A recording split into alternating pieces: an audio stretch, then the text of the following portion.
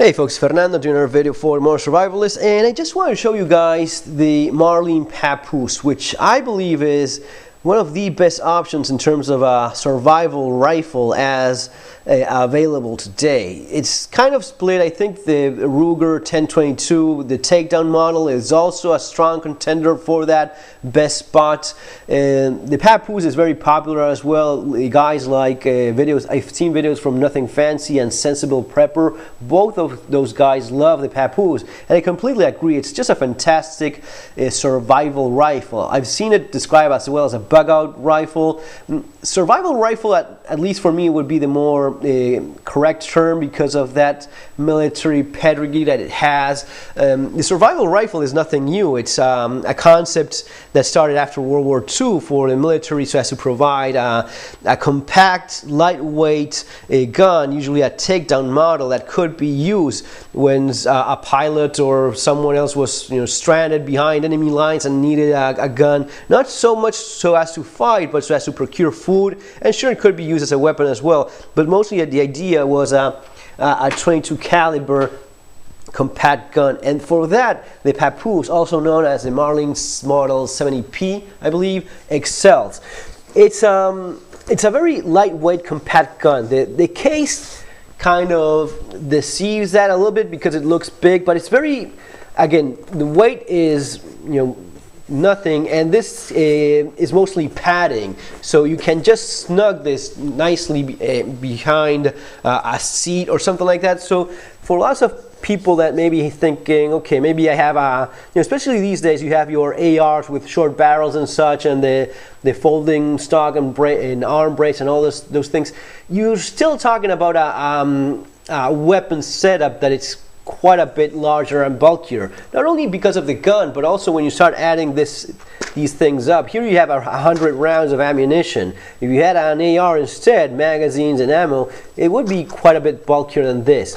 So the Papoose, it has that going for it. So yeah, it's kind of split between the 1022 and the takedown model of the 1022 and this one. What I like about this one is that it's based on the Marlin 60, which is, last time I checked, it is the most prolific 22 carbine ever produced. Probably still is. The Ruger 1022, without a doubt, is extremely common and popular all over the United States. Now, if you start looking around the world, you are seeing a little bit more of these instead of the Marlin 60, the semi-automatic version as well, and the takedown version, which would be this one. So what you have is a rifle that it's in this padded case, which also floats, all right, and you simply pull it out. You have your synthetic stock, which makes it very lightweight. This is aluminum as well, and you have your 7-round magazine, and all you have to do is, you have your barrel here. You just put it in place and you screw it down. It has a couple of things that I like over a 1022.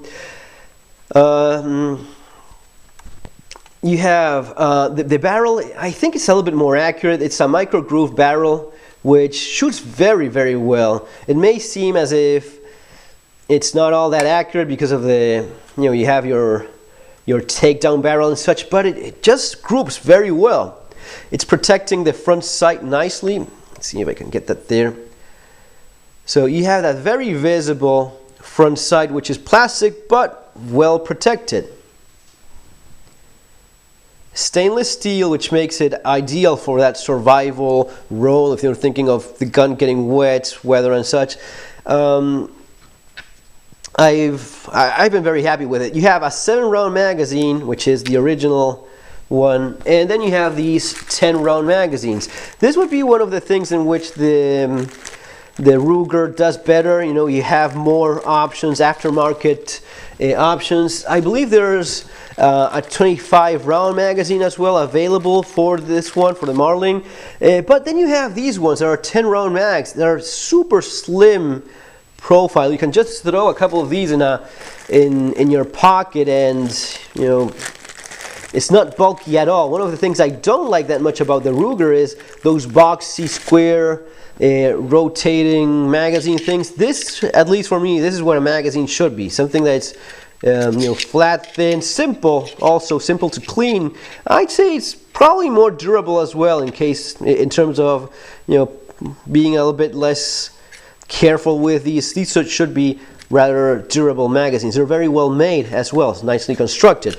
So you have these, and you have a decent amount of ammunition with 10 rounds in your little compact takedown carabiner. It also has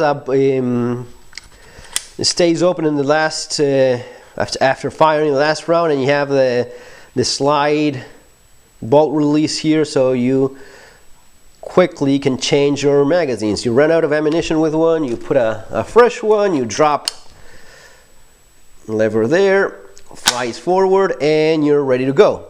So yeah, I think it's a fantastic gun. In terms of the caliber 22, you have a ton of options as well. You have your high velocities, you have your subsonics if you want to have less of a report, and it's accurate with either one, and it runs well with either one. It's a very reliable little gun.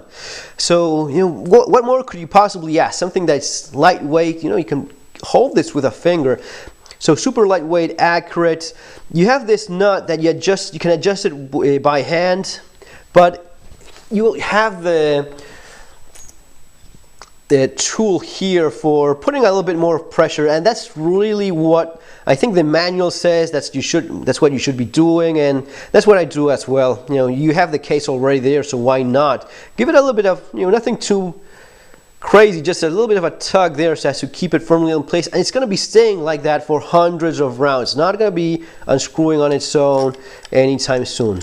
So yeah, and in terms of ammunition, some folks may be thinking, okay, this is my bug out gun or my survival gun, and I end up using it in a defensive role. Man, 22 long rifle has killed more game and even more people than most people figure out. Recently, there's been a case of a man that kind of like by accident ended up killing a bear with a single 22 long rifle shot. Sure, it's no bear gun, but with a properly placed shot, it pretty much can kill anything. And keep in mind that when 22 is being fired from a longer barrel like this one, you have kind of like a couple hundred feet per second more in terms of speed. So there's that too as well.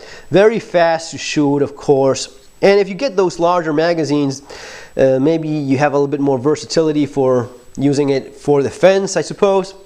But true to its to the concept of a survival gun, this is maybe one of the best options available, and I definitely like it a lot.